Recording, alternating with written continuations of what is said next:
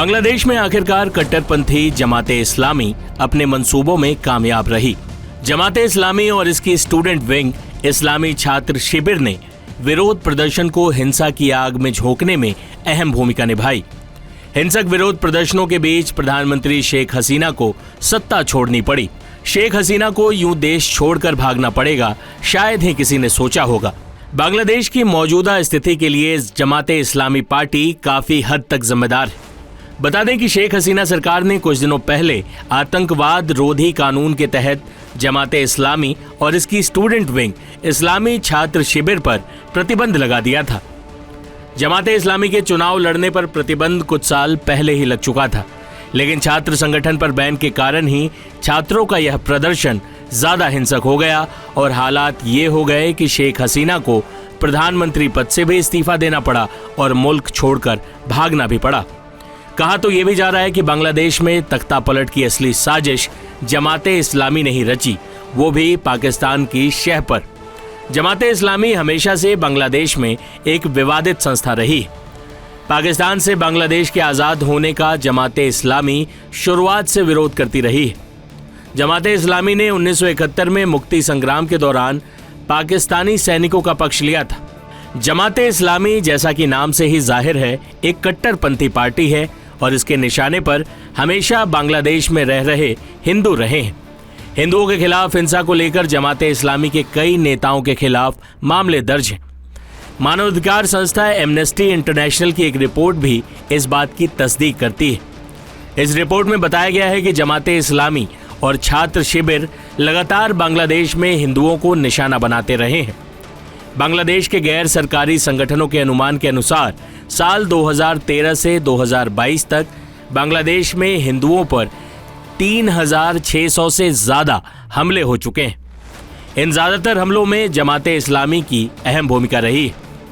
ऐसे में अब जब जमाते इस्लामी की दुश्मन शेख हसीना देश छोड़ चुकी हैं, लोगों को ये भी डर है कि कहीं जमात जैसे कट्टरपंथी बांग्लादेश की सत्ता पर कब्जा न कर लें। इस वक्त बांग्लादेश में अल्पसंख्यक हिंदुओं पर जो अत्याचार हो रहा है, उसमें भी जमाते इस्लामी की भूमिका साफ है। देखा lots of massacres happen over there. बहुत से स्टूडेंट मारा गया 1000 के ऊपर। वो ऑफिशियल अनऑफिशियली काउंटिंग है और ऑफिशियली वो बता रहे हैं कि 200 plus, but unofficially that was 1000 plus. वो तो कोई स्पीच नहीं दिया, जाने के वक्त वो कोई स्पीच नहीं दिया।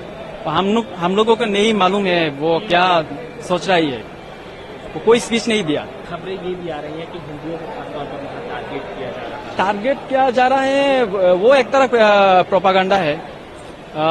मैं फेसबुक पे दिखा, मैं वाकई में मैं विटनेस नहीं हूँ, इस तरह का कोई कुछ नहीं दिखा मैंने, वही सच है। आप यहाँ पर किस लिए आए थे? हाँ, विजिटिंग पर्पस पे आए हैं और कोई पर्पस नहीं है। मैं विजिट, हाँ, मैं रिटर्न टिकट ऑलरेडी बुक किया है।